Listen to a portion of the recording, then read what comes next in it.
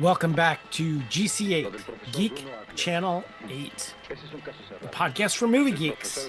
I'm Eric. And I'm Will. We're continuing our exploration of 1970s Frankenstein films, although it's technically from the late 60s. And we are continuing our exploration of Mexican Frankenstein films. This is Santo and the Blue Demon versus the Monsters from 1970 or 69, depending on who you ask. Santo y Blue Demon contra los monstruos. Something like that. Or Santo el enmascarado de plata y Blue Demon contra los monstruos. Something like that. I don't know. As usual, my Spanish is going to be terrible. I'm going to mangle a lot of names of people, places, and things. And yeah, if you want to correct us, yeah, write us or tell us on social media. We dare you, man.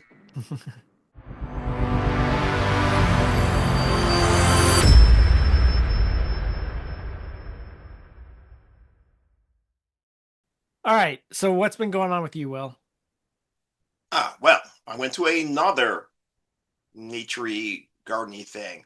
This time it was to learn how to make waddle and daub. Unfortunately, it was so cold out that we couldn't do the daub part. So people don't know, waddle and daub is basically an old building technique, mostly out of Europe. Other places have similar things. But basically you weave sticks together and you cover it in mud and you can make an entire house out of that. Though what we ended up doing was making fences without the daub. It was really fun, and we got to hang out with some these archaeologists from up in Indiana. Turns out they knew some of our friends, and these are the kind of people who like flint knap and like make out of ladles and other primitive weaponry for fun. So yeah, we were definitely having a good time with that. Good times. I figured out that one of the best parts about all of the hobbies I do like has always been sharing them with people who also like that stuff. I know that in a way, I feel like our current digital age has kind of mucked that up because you end up sharing with people who seem to just want to fight about things and kind of be crappy about it. But if you find the right people, you can have a great interaction and you don't even have to agree about things. You can just have a great interaction about it. So honestly, we do that here, but it was good. Good times talking about weird, very niche gardeny stuff. Nice. I don't do the gardening thing. I think the closest I have, I go to a book group. Yeah. And we talk books. And my book group has just chosen its next book that we're going to read, Mexican Gothic by Silvia Moreno Garcia. I just started it and I am totally lost. Again, I have no idea how to pronounce anyone's name in this thing, but I guess it's a good lead into today. Santo and the Blue Demon versus the Monsters. This film was released in 1970. So let me give you a background of the year. In 1969, June 4th, 1969, Mexicana de Aviación Flight 704, a Boeing 727-64 airliner crashed 20 miles north of the city of Monterrey, Nuevo León. All 79 people on board were killed. The captain, Guillermo Garcia Ramos, was a World War II veteran, experienced in both military and commercial aviation with 15,000 flying hours on commercial aircraft. Wow. Notable passengers on the flight included politician Carlos A. Madrazo, tennis star Rafael Osuna, and architect Jorge Gonzalez Reina. The investigating board was unable to determine what happened since the last few minutes of the recording were absent from the cockpit voice recorder. It was also not possible to determine which radio beacon the flight crew had reportedly received, as the airport radio beacon was not working at the time, allegedly due to loss of electrical power. Wow. If all this sounds suspicious to you, you're not the only one. Ever since there have been some who have argued that the accident was a premeditated political assassination act, since politician Carlos Madrazo was aboard the aircraft at the time of the accident. Man, I gotta tell you, if you just listen to like our history, of the year, ever since aviation started, we the aviation crashes are very much highlighted. Might give you the wrong idea about aviation safety, or maybe the right idea back then. I don't really know for sure, but yeah, that's Oh, crazy yeah. bananas. Yeah. So I'm sure there are people that just listen to our show just for the history parts, and that's fine. Sorry. July 27th, American wrestler Triple H is born in Nashua, New Hampshire. August 31st, on the day before his 46th birthday, Rocky Marciano died when the Cessna 172 he was on hit a tree 2 miles short of the runway. He is considered to be one of the greatest heavyweight boxers of all time. He had retired a decade earlier, but remained active as an actor, boxing referee, and wrestling referee. September 4th, Mexico City Metro Line 1 is opened. So the world is progressing with subway technology. At least if planes might be crashing, but trains is a different story. October 1st, the Beijing subway begins operations. November 19th, professional footballer Pele makes his 1,000th goal.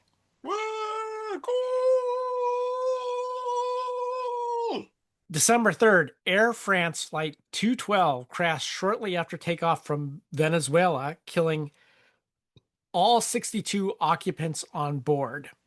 The cause of the accident is not yet known, since the Bureau of Inquiry and Analysis for Civil Aviation Safety, BEA, has yet to publish an investigation report. It is set to be released in 2029, What? 60 years after the accident. So, yeah, we got some strange airline stuff going on this Oh year. my gosh. 1970, January 20th, the Greater London Council announced its plans to build the Thames Barrier at Woolwich to prevent flooding. The barrier would be completed in 1981. February 15th, Mariko Yoshida, future Japan and Mexico female wrestling champ, is born. Nice. March 5th, the Nuclear Non-Proliferation Treaty goes into effect after ratification by 56 nations. April 6th, 1970, Sam Shepard died. He was a Cleveland doctor who was sentenced to life for murdering his wife and then acquitted in a second trial secured by famed defense attorney F. Lee Bailey. Post prison, he had a short but successful 40 different matches, 40 bout career as professional wrestler Killer Sam Shepard. Oh my gosh. What? So if you can imagine OJ like taking up like pro wrestling after, which I'm surprised he didn't, and going by the name Killer. So Oh my during his wrestling career, Dr. Shepard used his anatomical knowledge to develop a new submission hold that he called the mandibular nerve pinch. The maneuver would go on to be renamed the mandible claw and used and popularized by professional wrestler Mankind in 1996. That is so bizarre. Oh my gosh. That's yeah. Yeah, May 14th, Santo el enmascarado de plata y blue demon contra los monstruos is released. I decided before we go into this, we should talk about who the blue demon is. Ooh. We already talked about who Santo is last time. Blue Demon was born Alejandro Munoz Moreno on October 12th, 1922, in Garcia, Nuevo Leon, Mexico. His parents were farmers, and he was the fifth of 12 kids. At an early age, he dropped out of school and moved to Monterrey, where his uncle gave him a job on the National Railroad. See, see how everything's coming together here? Nuevo Leon, Yeah. Monterrey, railroads, trains. Yeah. All right. Uh, so as a rail worker, his co-workers named him Manotas because of his large, strong hands. Munoz developed an interest in lucha libre following a chance meeting with the famous Mexican wrestler Rolando Vera, who offered to train him and help him start a career. Munoz first began wrestling without a mask in Laredo, Texas. Huh. His first match was against Jaime Lopez on March 12th, 1948. It wasn't long before he donned the mask and identity of the Blue Demon and returned to Mexico to launch a full time career. His first appearance as Blue Demon was in Mexico City in September 1948, facing Benny Arcila. He started as a Rudo, which is a bad guy wrestler, and later formed a tag team with masked luchador Black Shadow. Together they were known as Los Hermanos Shadow, the Shadow Brothers. In 1952, in what is widely considered to be the single most important match in lucha libre history, El Santo unmasked Black Shadow and Blue Demon switched to a technico or good guy role. So he did a face turn, kicking off a legendary feud with El Santo. The storyline culminated in a series of high profile matches in 1952 and 1953, in which Blue Demon defeated El Santo. And then in 1953, he took the NWA World Welterweight title from El Santo and held it until 1958. His rivalry with El Santo never fully faded, even though they co starred in several Mexican horror films. Blue Demon's first film appearances were brief cameos in 1961 and 1962 Lucha Libre movies, such as The Killers of Lucha Libre and Fury in the Ring. The producer, Enrique Vergara, had success with Santo movies, and he offered Blue Demon, who's 42 years old at this point, his own series of films beginning in 1964.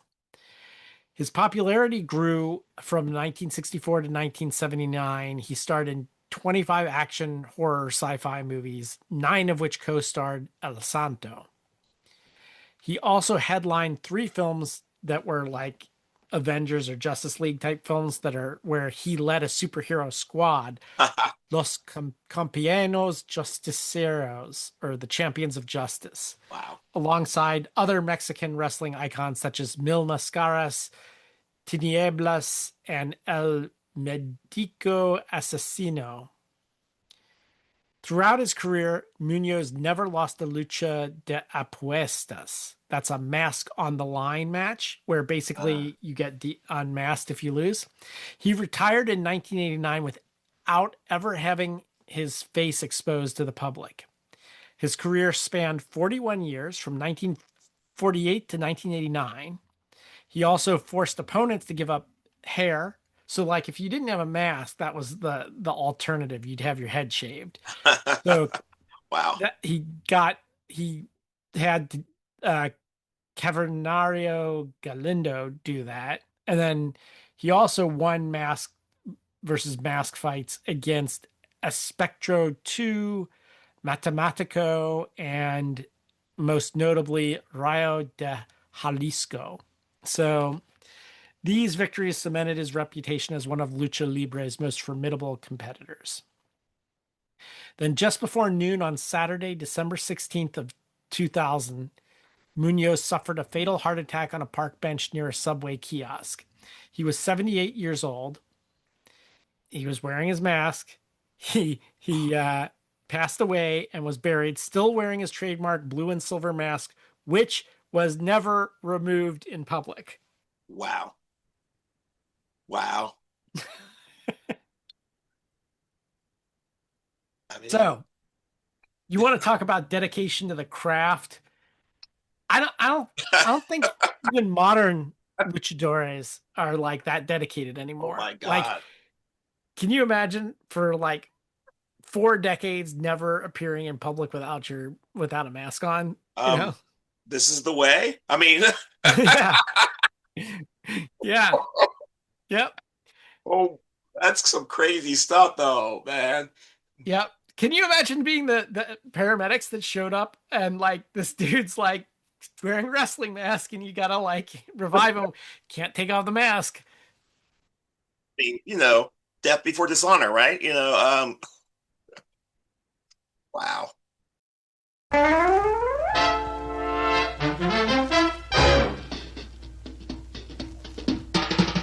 Oh, the time is now, the time is here. Now's the time for a bite of cheer. A tasty life where the price is right. Well, look at here, you'll dig this sight.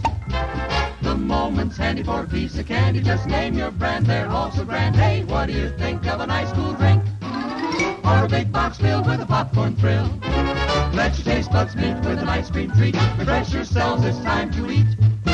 So come on, folks, let's join the band as we all head for the refreshment stand.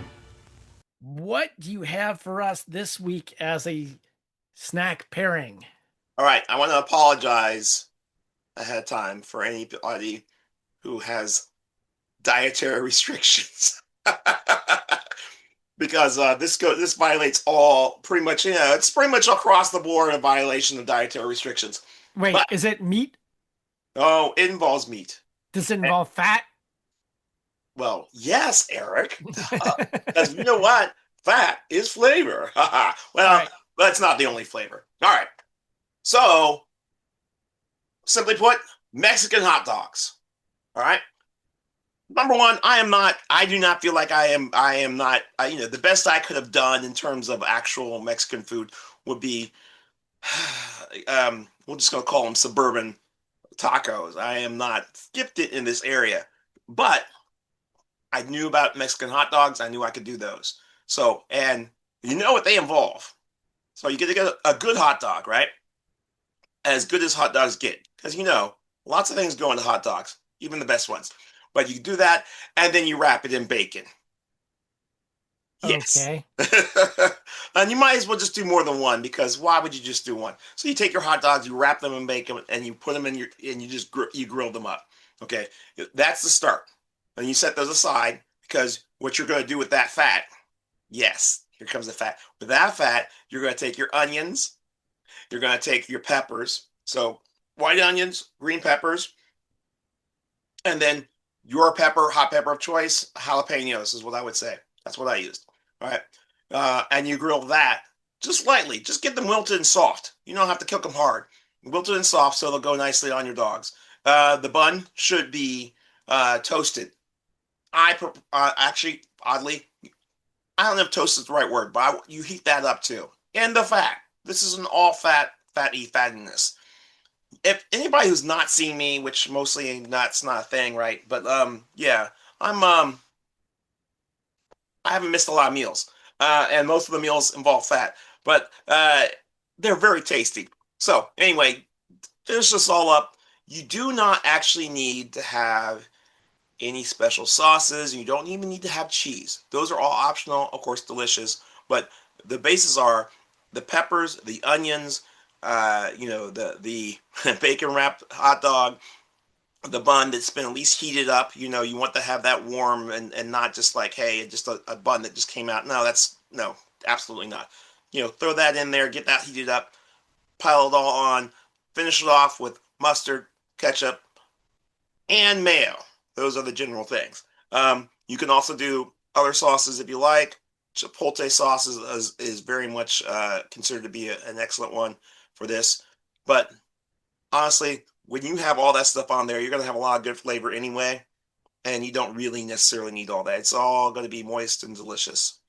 My only problem I had is that I should have used better buns because the ones I used started collapsing under the weight of the ingredients. So I just had to shove them in my mouth anyway. But ultimately, very much a tasty treat. Um, Goes well enough with this. And when I was thinking about it, I was thinking like, yeah, You would be at the ring. You're gonna have a beer and a hot dog. I didn't have a beer. I'm an old man. I don't drink on weeknights or most nights. And but like, a beer, hot dog, yell at the ring, have a good time. Okay. I'm wondering if our Frankenstein like stuff from around the world is also going to be Franken food because it's like when we were doing the UK, you also came up with a type of hot dog for Frankenstein. I I mean, that's fair. I mean, you take a bunch of bits and parts, you put them all, and you shove All them together. into a skin.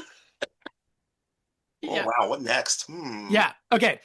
All right. So let's jump into this. The film opens with it's at a wrestling match, and there's a couple of bouts. There's a women's tag team match, and then Blue Demon and Juan Garza face El Gigante Ebano and El Arabe, while Santo watches. Blue Demon and his partner won the main event. Yeah. So Blue Demon's partner in this is Juan Garza in the ring. Okay, so like out of the ring, it's kind of like Santo and Blue Demon, but in the ring, he is a different partner. That's because also they're rivals in the ring. They're not partners in the ring, and they even talk about that in some of these films. Meanwhile, Otto Halder and his daughter Gloria are the only mourners who lay Bruno Halder, this mad scientist corpse, in a crypt. And as soon as everyone leaves, the dwarf Waldo, who's also a hunchback. So in this, we got the hunchback Frankenstein assistant, Yeah. except he's also a dwarf. And three green faced zombies, they break into the crypt and steal their master's body. Yeah. So Blue Demon tells Santo to forget about Bruno and enjoy his vacation with Gloria, and he heads off on his own holiday. And then while cruising a deserted highway, he sees Waldo pulling a horse drawn wagon that carries Bruno's corpse and the zombies, and he follows them into an old crumbling castle and slips inside unnoticed. Inside, Waldo uses Bruno's laboratory gear to resurrect the mad scientist. And a zombie spots Blue Demon, knocks him unconscious, and Bruno then puts him in this thing where he creates a duplicate of him and sends the copy of the undead minions after Santo. And the undead minions. The copy of Blue Demon and his minions. Yeah. I should say there's also some weird brain creature hanging out in the lab. They didn't explain that, did they? They never explain it. There's this creature. It looks kind of like a tiki idol with a Yeah. big exposed brain. And at first I thought it was a statue, but then it starts walking around. Just have it there. I have no idea what that was all about. Mm. There are a lot of cool cars in this, by the way. You know what? That's a good point. Yeah. Blue Demon drives a red MG, I think, which is really cool, convertible. And Santo drives like this, of course, silver Mercedes. Yeah, it's pretty tight. That's one. Yeah. And even the hearse was like some sort of fancy, I think it was a Cadillac of some sort, Fleetwood, I think. Santo pulls off the highway, kisses Gloria, drives into a secluded forest lane for more privacy. And then suddenly, Blue Demon and the zombies appear. They knock Santo out and they end up tossing him off a cliff.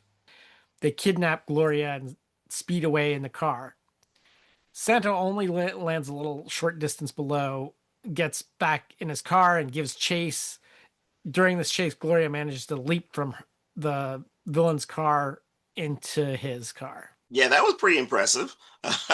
I'm like, yeah. How did they do? Oh, you know what? I think they just had somebody do that. I don't think they took any safety precautions whatsoever.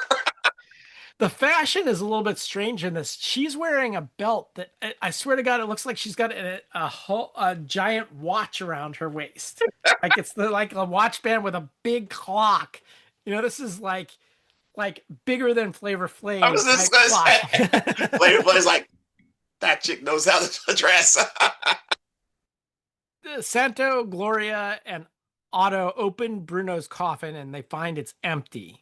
And they say perhaps your traditional rivalry provoked the blue demon to like join him. And he says, no, we're only rivals in the ring. I can't find any logical explanation for his actions. So again, they're rivals in the ring, Yeah. but partners outside the ring.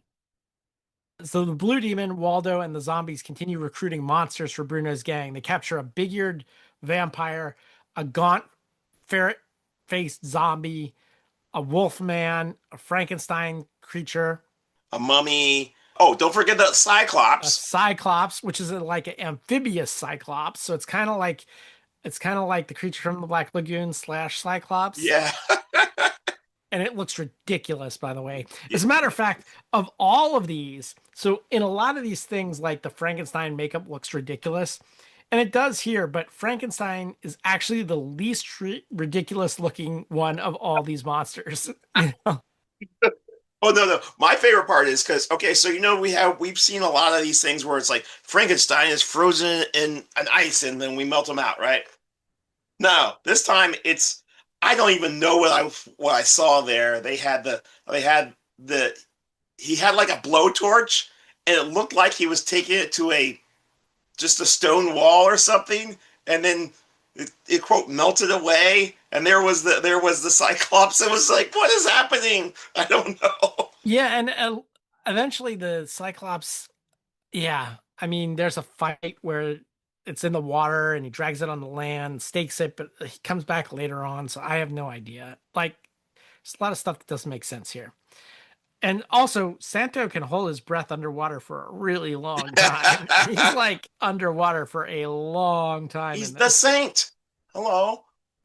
The Frankenstein monster attacks a young couple who are having a picnic, and then he steps on the boy's face and carries off the girl. That was like one of the most Yeah. brutal bits in this thing. The werewolf attacks a farmer and his wife.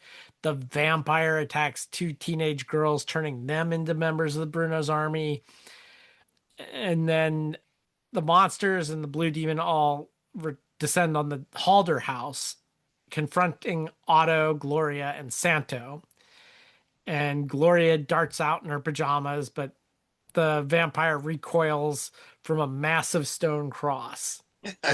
And Blue Demon receives a telepathic command from Bruno ordering him back to the castle.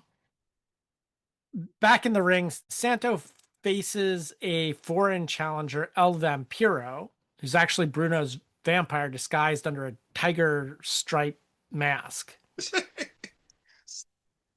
And Vampiro versus Santo, I guess this is our monster battle of the week. Round one goes to Santo, and then I don't know if there were any follow-up rounds. I think it ended after one round. So we're going to have to give that to Santo.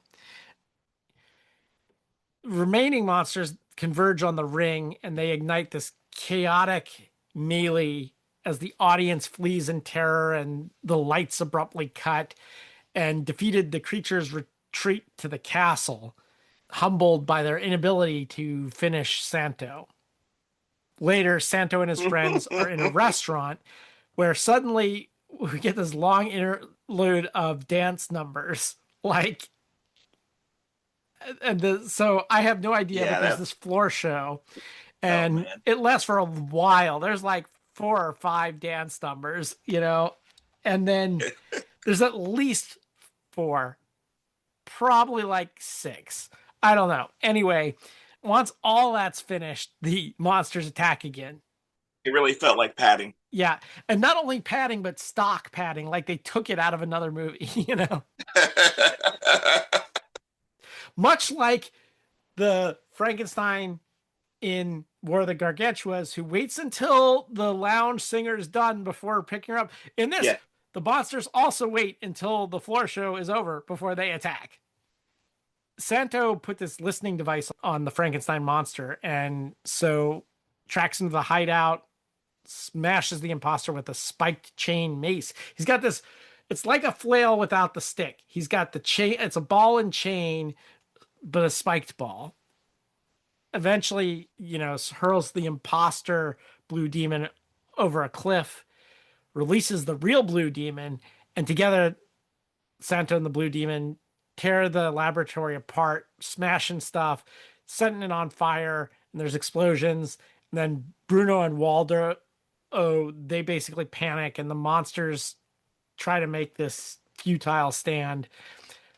But it ends with Santo, Otto, Gloria, they're all fleeing the castle and watching as it burns to the ground. Okay. So that's kind of what we got with this one. This film came out a couple years earlier than the one we did last. It is one of the more well-known ones. There, I believe, is a couple of versions of this. I think there's a version where they made an American version where David Carradine's in it, I think. There's also I think there's a nude cut where there's a couple of scenes of nudity in it, which is, I think, the female detectives. I'm not sure. I think one of them sleeps with Santo. I'm not sure. But anyway,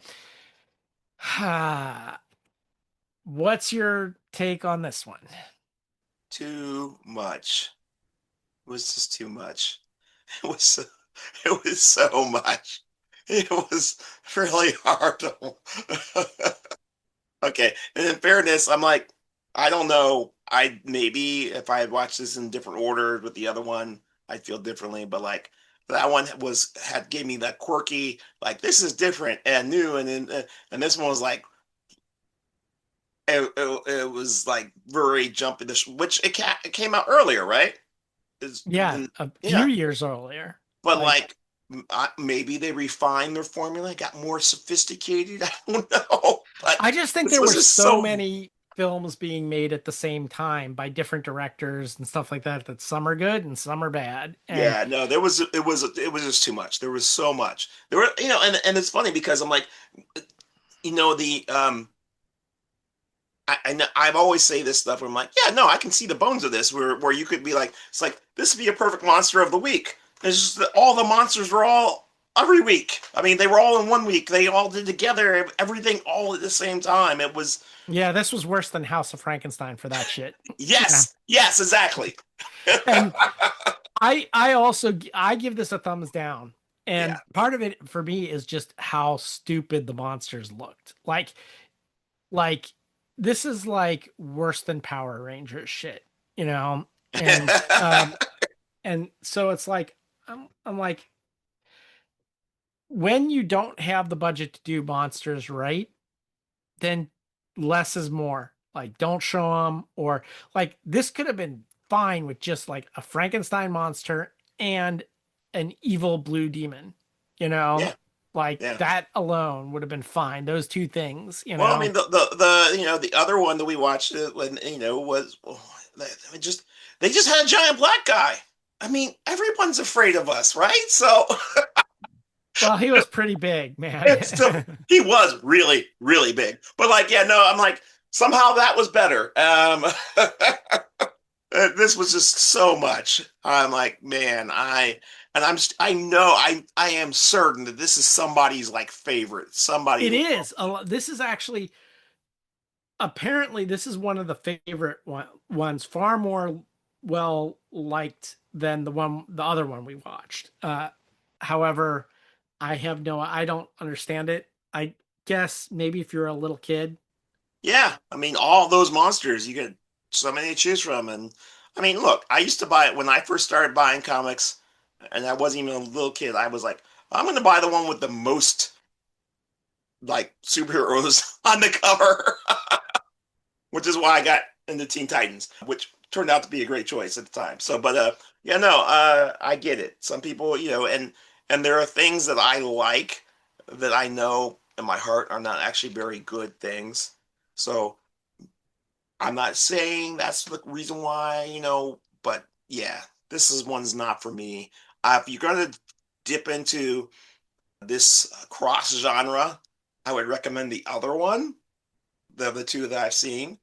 But maybe this one's, I mean, in fairness, Eric, we might have to conclude this might be more the core of this genre. This might be the essence of what people who like this sort of thing will really like this sort of thing. Of lucha libre films. Lucha, I mean, maybe it's lucha libre films. I mean, or even maybe it's down to the Blue Demon and the Saint, But yeah. Okay, well, we'll just say that we both give it a thumbs down. Ooh. If you like the show, I mean, we tell you what not to watch, just like we tell you what to watch. Tell 2 friends about it. We are hoping to grow the show through word of mouth. If you want to communicate with us, you can on Facebook. We have a group, or you can write us at GC8 Podcast. That's letter G, letter C, number 8, podcast at gmail.com. Until next time, this is Eric. And this is Will. Signing off.